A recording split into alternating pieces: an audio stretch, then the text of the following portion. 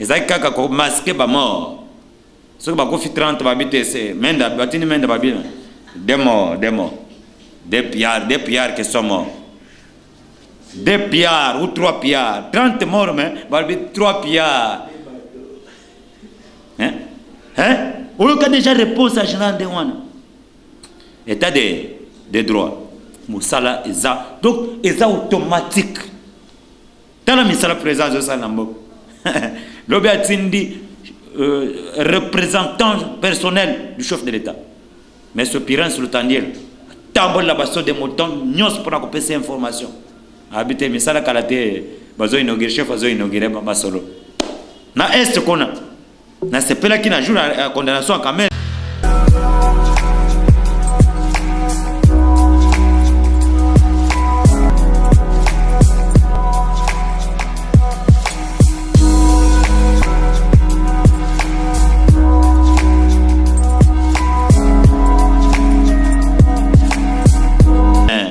ko simba kate soko za bakalikele wana na maye wo bana mboka bokoto boyo kama solo politique komi elenga Congo nde basali mulongo bangombe akingati bakekinga kate wo ere bake autorité morale kabucha azate akewa babenga téléphone soit le téléphone de votre correspondant est éteint soit hors périmètre cellulaire. Makole bukani na minito baoto na kabila za wapi azani na jelem ni na kingakati ni wapi aza wapi mamisu balobe azana kekweti aza wapi lobito yoki bana mboka 3 ambassadeurs, l'ambassadeur des États-Unis d'Amérique, l'ambassadeur de Canada, l'ambassadeur de Grande-Bretagne va mettre en garde les États-Unis ambassadeur Mike Cameron un partenariat privilégié entre le président Tshisekedi et les États-Unis. Ils ont blague ils ont fomboté ils ont mais ils ont partenariat solo oya comme ça entrave à la démocratie et à l'instauration d'un véritable état de droit. Il va rencontrer les États-Unis d'Amérique sur son chemin. Banamboka biso to pesa bien information bino bolo bagano bino ba combattant bozalaka ba prophète o banani liboso to kenda mokolo moko akolela ero kaki maître nageur alobaka na bango alobi bo se comporter dignement sinon boko nager ndeto loba awo be mina kwa zana hotel moko bo akimaki na hotel après ayeko bime pa mama na yazana pa mama na ye ase caché na bandal nde place akeko batam sikoyo boto na ngana to yebeli information wapi ka zala bandal boy peuple ba combattre ka été parce que place nous so kimamba jamani kasamba kimaki mbam azumi tukandambo akeko bombisa na weleri na place bombisa bisto yebi pona nini peuple ba combattre ka été place nous soko kima peuple a kwakize yewana to koma na mama wana te bande kona ngai tale loko ele kaki Manza Mokalai avant kofa ABC autorité morale Joseph Kabila nabi mokonzi exil zamabe tant tokenda parce que Manza Mokalai a une expérience exil amatina boato awa zokatsa Brazzaville amoni mwana moko atali ne longi abime bakomi na katikati ya mai bino nde bonyo kole bisoti na mboko musenzi bino mbaza mka mngana za politicien te yo za politicien amoni longi na yo ali acha tembe bakomi na katikati peta bana balula bwatu abimisa mbongo mbaza mka na bisi Kabila bina abimisa mbongo nyoso na pesi mwana wana achena saki na ye tukomi pembe na mibwa kina mai atindiki ngai na bimma ata un franc te na Brazza na sala boy na Brazza ko mwana muke ndai bisaka attention si ça doit tika pouvoir exil les amabe mais moment ngoyo bam obemina kwa ngoko ka exil à lokoso. Merci beaucoup dossier Jean-Marie Kabon tebisa bino boza kimya bana mboka ba combattre bino bato bolanda biso de partout awa moni bakangami ezai prévu bakende vacances parlementaires le 15 juin balata balandi état d'urgence à chef de l'état et biso peto to zalana wana report dans matière à retraité. Matière à retraité, il y a ma proposition de loi diabolique. Moi, je vais des vacances parlementaires, en septembre. La justice va arrêter Jean-Jacques Mamba. Pour un usage de faux. Ce que vous avez Mamba. Jean-Marc Kabunda, Mamba pour un usage de faux. Alors, comme Bakangi Mamba pour un usage de faux, il y a initiateur à pétition. C'est que Mabunda peut à Isaac sur l'usage des faux. Alors, Bakocha Bekolo, Kraka. Ndebako, Kabunda porter plainte na Mabunda, Janine Mabunda. Je vois un peuple congolais, le qui est fort, hein. Habité à Nazamer, na Bistrope, c'est à Tambote. Hein? C'est pas mon accueil, pas pesa maman Mabunda Mbote. Baluka qui est fort, habité. Tu peux c'est Mbote, on a grand prêtre, mais. On a grand prêtre, mais. Oh, Babi Saliboso, na bata FCC. Attention, hein, peuple. Babundi Sakaete. Tozoken. Romona. Qu'est-ce qui va se passer? Yo, ozo justice, ozo na poche na yo. On va procurer. Ba magistrat bazai na assemblée générale. Balobini. Pétition de tolo ba ozo tambora ba magistrat nyon sur la République démocratique du Congo. Pétition ozo tambora. Pétition bazo signer partout pour la rejeter le Coran. Armée pe ba se pelite na proposition ba loi. Talendenzamba voter bateau. Ba fatia bomba ki bango pena boye. Mais balongoli le boko fatia ba tika ko protéger biso. To me bimesa. Talendenzamba sala makambo na ye. Na armée, na police ba se pelite balobi. Oye qui réponse à général Yav. On appelle ça bango. Parce que ba benga ki jour en marche ba benga Jean Kassom. Tina 12h téléphone soit éteint. À rapporter à l'Assemblée nationale, j'ai appelé l'autorité de la place, mais le téléphone soit éteint. On a une réponse à général Yavunda Pesibang. Biso police, to koki kobete parce que l'obéliana ni a nemi mwilani, na shadari. Bazaki ko poussé. Police abeta peuple masasi na zote. Ndemba mesanaki. Telle attitude ya nemi mwilani. Telle attitude à bakadre de la FCC. Balo bana colère. On sentir que bateau basa qui vraiment dignité à diriger Mboka, à diriger peuple. Bazo c'est contre nani. Bazo c'est contre individu, bazo c'est contre peuple congolais. On sentir que bazo silika bazo se pelaté. Bazo se pelaté. Bazo silika donc bazo se pelaté. Donc, ndenge zawana nemi asiliki donc. Ah, vraiment. Oh, il y a une invasion au niveau de toutes les frontières. Wana nemi mutazolo bandemwana. Invasion au niveau de toutes les frontières. Ah ouais, et que ça ta Brazzaville okomona ngote banamboka. On a mis la déclaration invasion de la frontière, non, la frontière soit soudée. Invasion de la frontière. Et ça, il y a une invasion de la frontière. Où sentir que bateau, il peut prêter. Baoulou bana kanda contre le peuple, où sentir que tant basé un commandement. Mais va passer coordinateur, il va bête, il va m'assassin. Mais qui va mort. Merci beaucoup, Général Kassongo, pour le professionnalisme de la police. Merci beaucoup, Général Yav, l'équipe de pour le professionnalisme de la police. Moussa Salmi qui toque, aucun mort. 2 jours la manifestation, en colère, aucun mort. Aucun. Ah, police. Aucun n'a répondu à moi, lobby. Salaire à bisou policier, par le Général Yav. Et ça, peuple, amito à peuple, et où t'as qu'un peuple en détozok. Donc, bête peuple en masse, c'est pour nanine. Est-ce que tant que tu as un régime à Kala, régime à Kabila, n'a pas tout naï. Au cas déjà général à répondre, après ces réponses à Néwana. Et ça, kaka ko masqué ba mort. Ce que ba fit 30 babité, c'est menda, batini menda babila. Des morts. Des pillards qui sont morts. 2 pillards ou 3 pillards. 30 morts, mais 3 pillards. Hein? on a déjà réponse à général de wana état de droit musala eza donc eza automatique dans la misala présence de ça nambo lobi atindi représentant personnel du chef de l'état mais ce piran sur le tandiel tambol la basso de moton nyos pour accompagner ces informations habité misala kalate bazo inaugurer chef bazo inaugurer masolo na est kona na sepela ki na jour à condamnation à caméra bana goma basala exception babimina balbal pour ko sepela ko remercier chef de l'état que état de droit bali musala balobi caméra sala nini na mboka balobi caméra sala nini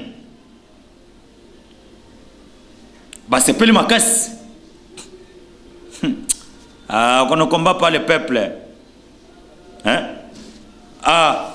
aux juste en otage et c'est batté liste ya batu no sebimi on a moni mbacha ayaki na bakutana chef de l'état lobby alobi nini ba commando angolais banoko moto baina matuza ebele sur les sols congolais président ebisete depuis bayaki baza en bonne relation na biso ba congolais mbacha alobi te tobanga ke mokonzi te ba osale loko te ba sécuriser ba frontière ne panique au bomoni au sein de FCC bande kona ngai guerre ouverte il y a FCC contre le chef de l'état hein nini ngoy ka sanja leli na munoko mboka peuple agenda ko pesa mbote habite bakubato bakoya bele bote ba pesa mbote bakomi kwa geze de pesa Augustin Kabuya na Jean-Marc Kabondo batikala ko pesa mot d'ordre de te deux places to ebisa bino gano de pesa ça très fort wapi opposition musala opposition ngoy hein musala opposition ngoyo on de musala skoyo opposition ngal so sko force penaka lobike no ngai pena mobiliser batu Jean-Marc Kabondo beti communiquer visionnaire aigle azomone ke loko izamabe a convoqué réunion en permanence 2 jours communiquer bimi botanga na communiquer ce qui mot d'ordre des alliés mais pour ani beaucoup ko instrumentaliser bat Kabuya na Kabondo ne bat ba pesa mot d'ordre nyonso wane zo la kisake no bozo banga bango basa très fort hein yangono Augustin Kabuya secrétaire général que je remercie de lui na président Aïe de lui de pesa Jean-Marc Kabondo 520 gigamètres nageur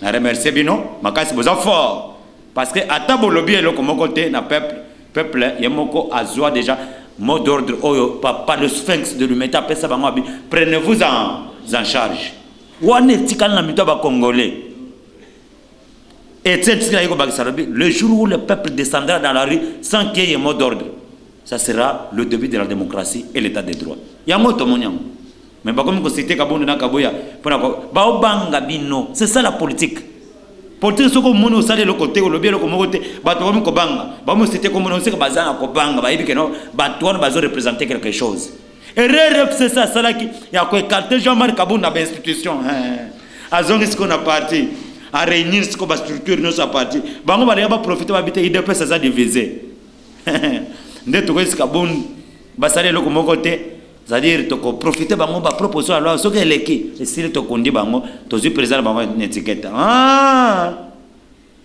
bon ça l'erreur grave il a fallu botika Kabondo place à Zalaki ne fallait pas beaucoup essayer bon ça l'erreur grave ici des pestes bon d'aka bitombe individu tout monde a bitombe état de droit to la sibino maturité politique Kabondo dans ses droits jusqu'à tel point qu'à Ozongo bon me ko bangelo ko lani Lyon vous avez bloqué tel quand a quelques jours Jean-Marc Kabondo azaki na l'Assemblée nationale directement mabonda comme ko senga $2000 baba c'est vraiment $2000 c'est-à-dire ce Kabondo azaki place ona ali ga bloquer le ko mbele bimaki ko na opinion te au contraire le ko ane linge sauver pena mabonda tel mabonda na mi ici le bosso peuple congolais si le bosso armée bako ba sera militaire tembo enseignant te kayo ndem usko bobimina opinion bato nous comprendre bazo $4500 bazo $5000 bato bakamwe pona nini weko bimiselo komoko bozanga ba stratégie de bato na bino bapesa bino ba conseil te ya omona baloba keno soki mutu akomi azad akomi déjà na esprit ya muyibi akoma aveugle maturité du peuple congolais. Ah, merci beaucoup. Peuple Ayembi, Boma député, Tika policier. Et donc, on a le cap pour nous chuter. Mais ça s'appelle vraiment une justice à bien ici, à mi d'achatouir les lots, à 14h, na limité na 4e heure, à mi d'agozala entendu, parce que ba libérer que maman oye à mi d'abana otinde. Azamu yibi, à mi d'azamu yibi. Ba bien ici, beaucoup capé va condamner, ba kangaye à l'immédiat, ba kangi nani moyima batamaki toi déjà, na ozo atonga. Allez, boka omukamate. Moyima ba kangi. Baba Kyungu, félicitations à chef de l'État. Nous avons notifié Baba Kyungu, SNCC, Nini à Jekamine, Biso, notifié parce que le président de la République n'a qu'à modifier l'ordonnance T. Je suis le seul maître à bord, chef de l'État. Son Excellence, M. Félix Antoine Tshisekedi Béton. Quand nous avons modifié T, a modifié PT, Batouana, Baza modifié sous pression.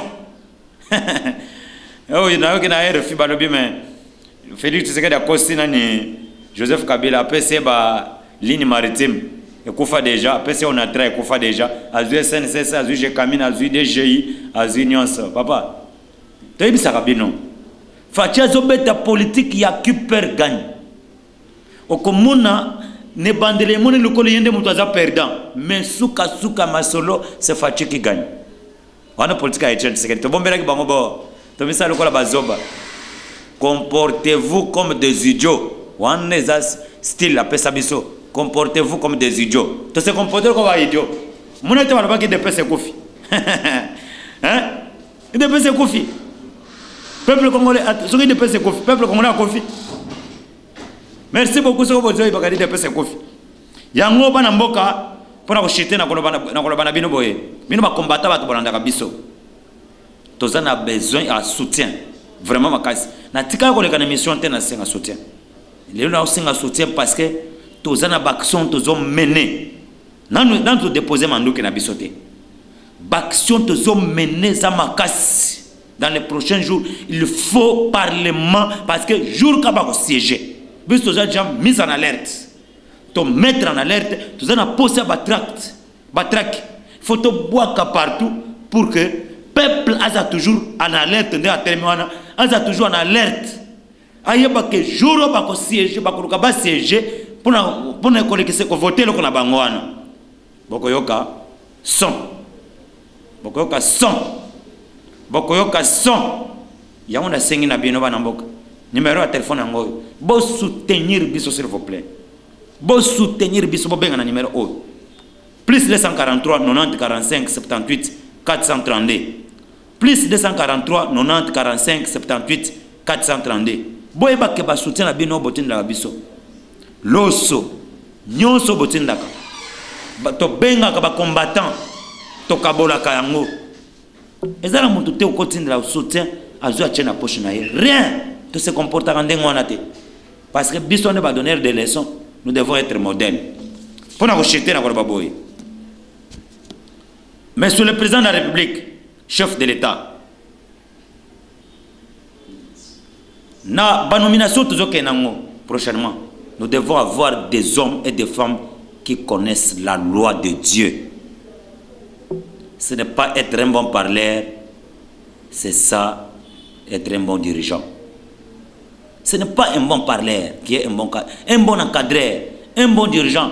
Ce n'est pas celui qui parle trop.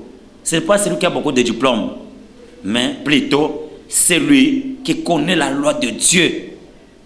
Parce que la loi de Dieu donne la sagesse dans la vie d'un jeune homme plus que le vieillard. Donc le jeune homme peut avoir la sagesse plus que le vieillard à cause de la loi de Dieu, l'observation de la loi de Dieu. Ce que tu as dans Psaume chapitre 119, la verset 98 à 100. Vous avez verset isoloba pour la loi de Dieu. Jamais qu'on m'a battu na sentiment. Jamais qu'on m'a battu parce que le bac français mingi madame te. Jamais qu'on m'a battu parce que azabo na libo monene te. nommé batu au babilois de Dieu. Mboka okomona eko telema. Mboka eko avancer. Que Dieu bénisse la République démocratique du Congo. Que Dieu protège notre président Félix Antoine Tshisekedi.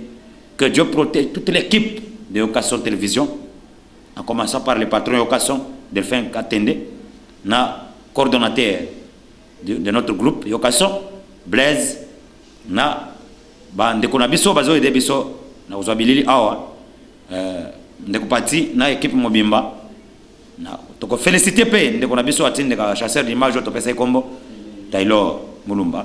Merci beaucoup bana mboka to pesi biso na pesi ba communicateur nyonso o bazo meboma tongo pokwa mbote na pesi ba konza parti UDPS mbote. Donc merci beaucoup. Oui, mbote balanda biso ya Occasion Télévision. Toyele lo lisusu pona ko informer bino na ba actualité o izole kana kati ya République démocratique du Congo. Bonjour à tous. Jambo Betwabu mbote. Merci beaucoup. Toza wana pour informer bino na caméra na biso ya Occasion Télévision, caméra vérité. Makamuni ezole kana mboka depuis ba condamna ki caméra boka que 20 ans de prison ferme. Tu informer ki binote toza quand même bolanda ki na ba chaîne internationaux ba médias nyonso bolanda ki yango, mais biso moko bana ndako faut informer pe bino pour confirmer que oui, caméra a été condamné 20 ans de prison ferme. Donc awa bokoyo kamasolo ndezo betama ezani nezo le kanaka mboka boyoka ki ba marche le kaki tokolo belango pe mokonza mboka lobini ba magistrat ba kota pe assemblée générale na bango ba lobini pétition bazo tambuisa ya banani ekomi na niveau nini ba député ba kotso ba kote obemina kwa koti no tele nini akepa bokilo ko batama bokoyo kango kinga kati tamba kei ba ke koluka autorité morale na kinga kati azara kité ba bengi na téléphone soit éteint. Qu'est-ce qui s'est passé Kabila zawapi bokozo ba détail nyonso lelo nande to pesa bino information politique et zole kandeni coalition FCC cache est-ce que ezali sous ou bien ekofi toko beta pe le solo masolo ya nini ya crise na institution o ekoti. Est-ce que président de la République a dissoudre l'Assemblée nationale, chambre basse de parlement? Ah, on dit que c'est politique, maturité politique à peuple congolais. Toko belango lelo. Oh, kaka doyen, le prophète Etienne Tshisekedi Azoba bien, le jour où le peuple descendra dans la rue sans qu'il y ait un mot d'ordre, c'est ça le début, ça sera le début de la démocratie et l'état de droit. Ah, bon, le peuple va descendre dans la rue sans qu'il y ait un mot d'ordre. Le peuple descend dans la rue massivement. Bazo yemba, bon ma député tika policier, hein? Bon, moi le benda na tout la mouissa zaza. Yo motoroba ngai député moko kutu. Aye, wana zo ibisa ba policier, azo banini. To simba pe manduka le ba tombole ba boake na sima kona di. Soko komi député nde okomi nani? Oleki justice amboka. Oleki police, oleki armée. FCC akoy na faux pool. Na minito ezal armée, police. Ba magistrat mboka. Société civile, opposition toute tendance confondue. Ba parti politique non toute tendance confondue. Les églises ba isolé FCC. Monde zamba sama kam. Ya na ibisa bino erio za pouvoir nzamba pesio. Kolobaka mingi te fatia zanien dans les nzamba bondela. FCC aza totalement isolé. Ba okimela wapi? Monde nzamba na confondre bango. Ba quelque soit instance ba tena moto. N'armée na lobi bien, police, ba magistrat, société civile, ba église, peuple congolais, ba isolé FCC. Ba tuana zambe. Oyo ki ba lobi, pardon à Félix Tshisekedi, ils ont faiblesse hein. Parce que Nzambe o ya chaque place wana. Yo le kena maelete. Talande FCC comme isolé. Liste bimi. Mamana liste bimi. Liste ya munene ya mulai. Ezana 700 noms. Nazana ta otangela binote. Boyi ba kombo ba kasiko wana. Baza kao liste wana bimi balobi bango nyonso il faut bazala aux arrêts. Et le connu ne faisait ça, panique. Trouble bandi pour nani. Arrestation, il y a monsieur Vital Kamere. Et si FCC indifférent, va comprendre caméra, c'est que caméraman, oh, tu es ça bien, oh, azai caméraman, il y a Kabila, pembe na Félix. Et quand balongoli caméra, il y a Kabila, pembe na Félix. Donc, donc, va perdre repère. Donc, baza KO, caméra 20 ans, parce que jusque là, et ça va petit peuple, on a demandé que caméra vous a condamné. Avec za théâtre na bango na fachi facha ko lâcher herba yoki facha ko libérer herba yoki ce caméra condamné 20 ans de prison ils qui panique ba réunion côté partout na bato FCC ba lobby a condamné directeur de cabinet na yi biso ko yoki la biso mawate donc on a minito biso nyos liste bimi abanyongo aïe na habité so na zanata otangela bino banyongo wana. Attends la deuxième émission. Na otangela bino banyonga ba FPI bazana ba million obemina kuna papa na yazana nyonga FPI. Ndebo moni lisikoyo obemina panique na FCC de tolo ba ah. Oh bon on a le losiko et comme isko guerre ouverte contre le président de la République. Moi n'enkoy. Bogite sam ba bengi Kankonde o ya ministre intérieur ba interpeller nani na parlement ba militaire ya Israël na ba américain baza awa sur les sols congolais na ba service secret ba yeko sani Kankonda ibisi bango bino bato boyibi bango ngana bibi bango te bola kisanga ba militaire wana ba yeko sani na Congo baza pe wapi Kankonda azongisela bango nini kao bagomi wa bana mike o ezela ki cartouche na bango ya suka peuple congolais telemi pour défendre droit na et que na ko ibisa ndeko obemi nako ce qui a continué ne loko wana qui vivra verra. Jean-Marie Kassambaleli nin oh peuple congolais bakenda ki nanda kona ye bakeko siko FCC ndenga ba isolé ye a commis isolé azoluka siko corriger isolement wana na idopes que idopes lito wana idopes moto agressé ngai ba koti bareno shadara koti bareno to yebi alobi ba osombe ba ngomba machette ba sombe ba petit ba kuluna ba machette baba ndako ba peuple congolais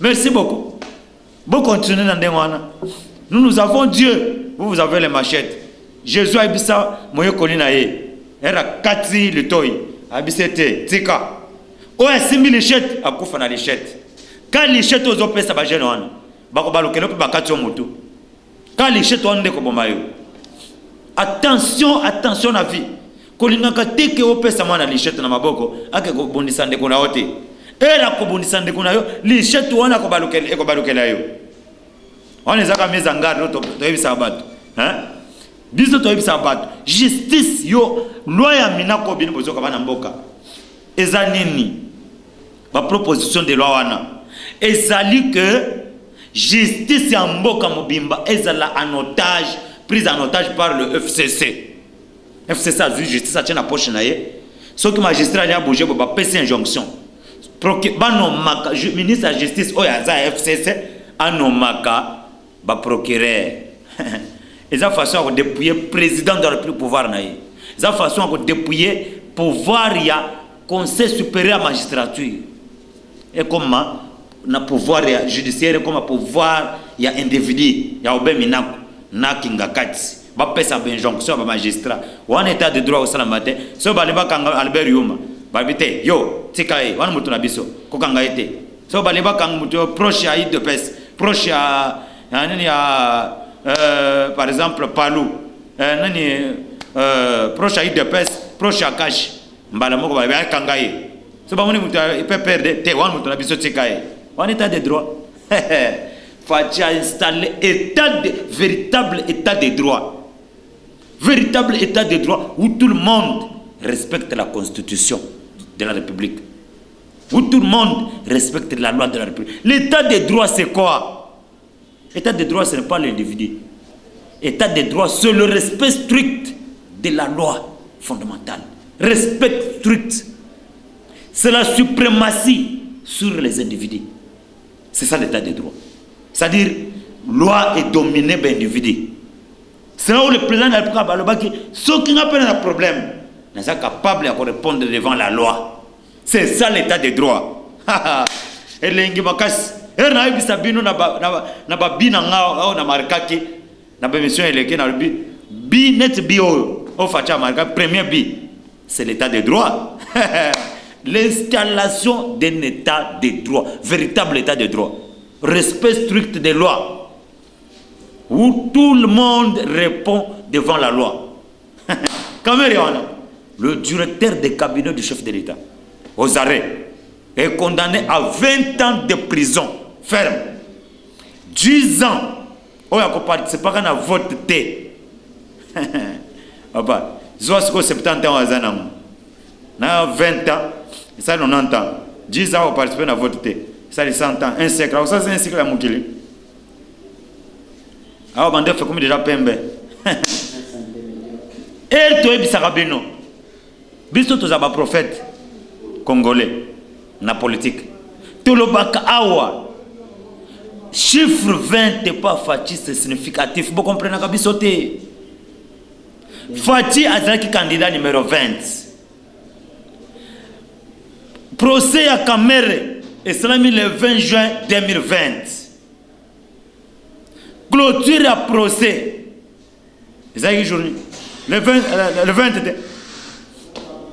na clôture à procès. Mbano Bimaki 20 ans de prison. Na bandeli chiffre 20 et pas Fati. Et ça chiffre moko significatif. Fati na campagne à numéro 20.